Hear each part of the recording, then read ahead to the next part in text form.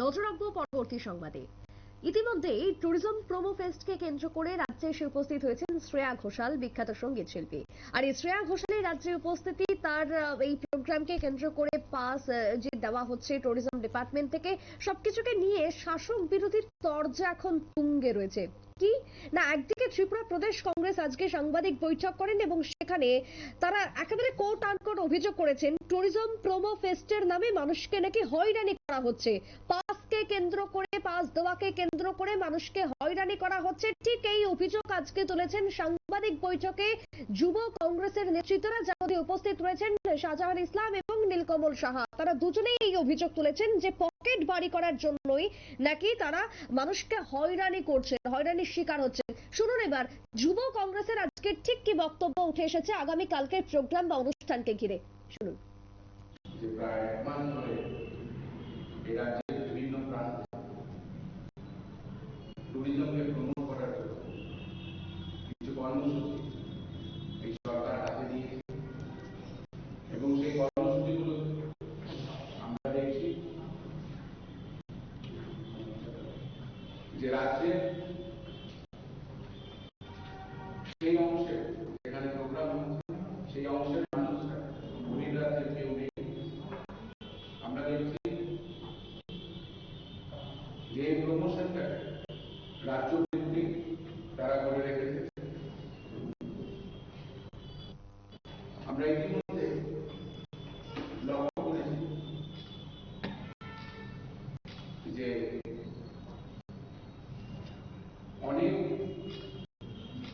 টাকার বিনিময়ে এই রাজ্যের ট্যুরিজমকে ফিরিয়ে আনার জন্য ট্যুরিজম অ্যাম্বাসেডর হিসাবে আমাদের বহুচর্চিত এবং প্রিয় খেলোয়াড় সৌরভ গাঙ্গুলিকে ত্রিপুরা অ্যাম্বাসেডর হিসাবে তারা নিযুক্ত করেছেন। কিন্তু এই প্রোমো ফেস্টে আমরা দেখতে পেরেছি যে আমাদের ত্রিপুরার যে ট্যুরিজম অ্যাম্বাসেডর সৌরভ গাঙ্গুলি উনি আমরা নানা জায়গায় দেখছি যে ছেলেরা পাসের জন্য যে শ্রেয়া ঘোষাল যে গাইড আমাদের এখানে আসছে সেই পাসের জন্য ছুটাছুটি করছে। সবাইকে বলা হয়েছিল এবং রাজ্যের বহু কন্টেন্ট ক্রিয়েটাররা প্রকাশ্যে বলেছিল যে ফ্রি পাসেস দেওয়া হবে এবং এই ফ্রি পাসেসের নামে যে হেনস্থা এই ভারতীয় জনতা পার্টি করছে। যুব কংগ্রেসের সভাপতির অভিযোগ আপনারা শুনলেন, প্রি পাসের নামে হেনস্থা করা হচ্ছে যুব সমাজকে। ঠিক তার পাশাপাশি এও প্রশ্ন তুলেছেন যে ত্রিপুরা রাজ্যের ট্যুরিজমের ব্র্যান্ড অ্যাম্বাসেডর সৌরভ গঙ্গোপাধ্যায় তিনি কোথায়। প্রশ্ন তুলেছেন কংগ্রেসের এই মুহূর্তে যুব নেতৃত্বরা, যারা আজকে সাংবাদিক বৈঠক করেছেন। তবে এর পাল্টা এবার দেখাবো মন্ত্রী সুশান্ত চৌধুরী, তিনি যেটা জানিয়েছেন যে এই পাস দেওয়া হচ্ছে সম্পূর্ণভাবে বিনামূল্যে। যারা যারা এই পাসকে নিয়ে কোন রকমের কালোবাজারি করার চেষ্টা করছেন বা তারা করবেন না, একেবারে কড়া বার্তা মন্ত্রীর। পাসকে নিয়ে মন্ত্রীর কি বক্তব্য এবার শুনুন।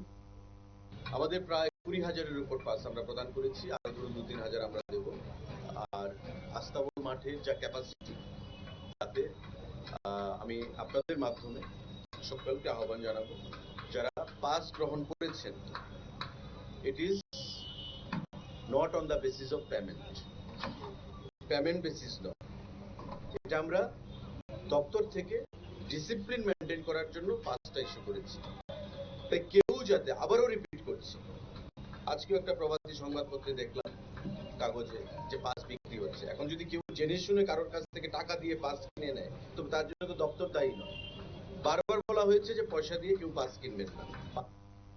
মন্ত্রীর বক্তব্য আপনারা শুনলেন, বারবার বলা হয়েছে পয়সা দিয়ে পাস কিনবেন না, কারণ সম্পূর্ণভাবে সেই পাস বিনামূল্যে দেওয়া হয়েছে দপ্তর থেকে। মাঠের ক্যাপাসিটি রয়েছে প্রায় 42 থেকে 50,000, গ্যালারি থেকে একেবারে চেয়ার মিলিয়ে সেই জায়গাতে পাস ছাড়া হয়েছে। এখনো পর্যন্ত 20,000 পাস মানুষ নিয়ে নিয়েছেন। কোন রকম ভাবে কালোবাজারি করবেন না, কড়া মন্তব্য মন্ত্রীর। এবার শুনুন আবারও কংগ্রেসের এই প্রসঙ্গে কি বক্তব্য উঠে এসেছে পাল্টা। এটা সবাইকে বলা হয়েছিল এবং রাজ্যের বহু কন্টেন্ট ক্রিয়েটাররা প্রকাশ্যে বলেছিল যে ফ্রি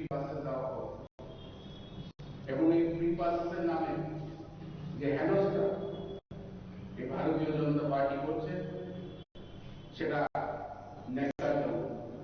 আমরা দেখছি দুদিন ধরে ঘন্টার পর ঘন্টা মানুষ লাইনে দাঁড়িয়ে রয়েছে এবং আমাদের কাছে সূত্রের খবর 5 ঘন্টা 6 ঘন্টা 4.5 ঘন্টা দাঁড়িয়েও তারা টিকিট পাচ্ছে না। আমাদের কাছে সূত্রের এটাও খবর আছে যে এই টিকিট এখন কালোবাজারে ব্ল্যাকে বিক্রি করা হচ্ছে, যেটা কখনোই শুভনীয় না। রাজ্যে একটি খারাপ বার্তা যাচ্ছে